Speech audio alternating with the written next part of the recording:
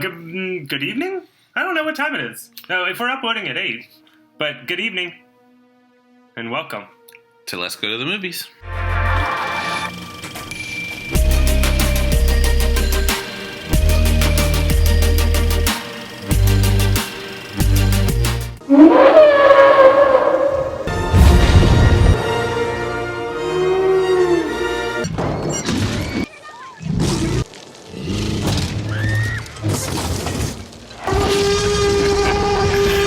So today we're gonna go off kilter a little bit. It's we're gonna do a movie because I was a little bit lazy and didn't make a movie for tonight or a video review for tonight. So what movie are we gonna review, Michael? We're gonna watch one of my favorite movies of all time, Jurassic Park. Oh, okay. So I'm not a little biased with it. Why is this your favorite movie? The book is really a big push for me with it. The movie's based off a book by Michael Crichton.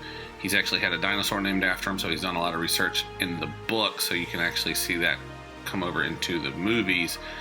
Also with the movie back in 1993, this was one of the ones that had the most technology for not doing a lot of CGI, but the way that they shot the films. They had a lot of puppets in it. They did have a lot of puppets, a lot of people wearing bodysuits to make up as the dinosaurs, but a lot of the rather large dinosaurs were actual robotics that they That's a puppet. that they had used a lot of in that size and scale when at that time frame. Oh, well, that's cool. I mean, he did have a lot of. So, who directed the movie, though? Steven Spielberg actually directed it. Michael Crichton wrote the book. So, yeah. Yeah, well, I mean, Steven Spielberg, at the time, this is why it was so technologically advanced. He had a lot of good movies underneath his belt. He had Jaws, E.T., Indiana Jones, Hook, all before 1991. I think Jaws was in 1975. Yep. So he had all of those, but those were animatronics. I mean, he had so much problems with Bruce, and that's what actually made that movie that movie. Right. But this movie changed the game because of the technology. But when you look at Bruce compared to the Rex in Jurassic Park, the T-Rex looks more real than Bruce ever did because his facial expressions on the shark never really came across properly. No, I mean, it's also in the water. True. Very true. But yeah, he had a couple big movies under his belt but nothing that met this technology that he had. He pushed for the computer animation once he saw what they could do. And to this day, it still can stand on its own compared to most of the newer movies that are out there as well. Yeah, exactly. I can agree with that. The story does lend a lot to this movie, but I don't think it would stand by itself if there wasn't that technology behind it. For the movie, yes. The book, because I watched the movie first before I actually read the book, and then I went back and read the book, and after reading the book, I noticed how much that they left out in the movie that you don't start seeing until they started doing the sequels. Certain things like the aviary scene in Lost World came out of the first book, not actually the second book. There's a raptor scene in the new Jurassic World series that came out of the first book that's been tweaked, but it's still the thought process came out of the first book. Huh. Well, see, I mean, I've always thought that I could never actually read the book.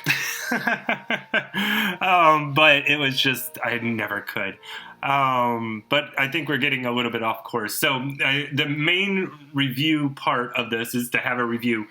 So what would you suggest this to just like a family or just to adults? It's a movie that definitely most people could watch. If you're a small child under probably 6, it probably wouldn't be the best thing to do because there are some jump scares.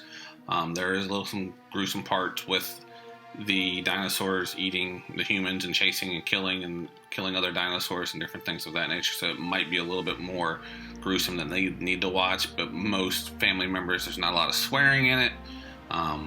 But it's just the actual animal nature violence is what's actually giving it the PG-13 rating. Oh, okay. So it is PG-13. Yes. I was wondering what it was because I had forgotten. I didn't know if it was R or not. So that's actually pretty cool. I would say I'd rather just review this right now. My suggestion, I'd give it 5 popcorns out of 5. For the fact of I do feel that this movie stood up back when it came out. It stands up to this day and will stand out for generations to come. What do you give it? What do you think I'm going to give it? A 5 out of 5, of course. Well, duh. But is it not only for the sentimental reason? What's your reasoning? The movie stood tall by itself in 1993. It started a franchise. If you're a dinosaur lover, an animal lover, anything of that nature, you're going to want to watch the movie for those reasons by itself. The technical parts of it, you'll enjoy. It doesn't look like a movie from 1993, so you'll be able to notice the continuity of from then to now. They can do it pretty much the same. There's a few little small things, but for the most part, the movie still is a good movie for today. That's awesome. I'm guessing we can put a link down for people to buy it off of like Amazon or something. You'll go ahead and click that link. If you don't have the movie already, go ahead and buy it. Or the book. You definitely have a chance to read the book. It's definitely a good read. That I will agree. Hit that bell notification because it helps out the channel a lot. And if you hit the always, you'll always know when the new video is coming out. Because we do a new video every Wednesday and Friday night at 8 o'clock. Around 8. Yeah, around 8. We do try. If I'm not lazy or not. But leave a comment down below so we can know what movie y'all want us to review next. This was a short one. Hopefully they are pretty short from here on out. We do have a new format. Yeah. So we're going to try a new format with you guys. Let us know if you like it or not. But as always, be awesome today.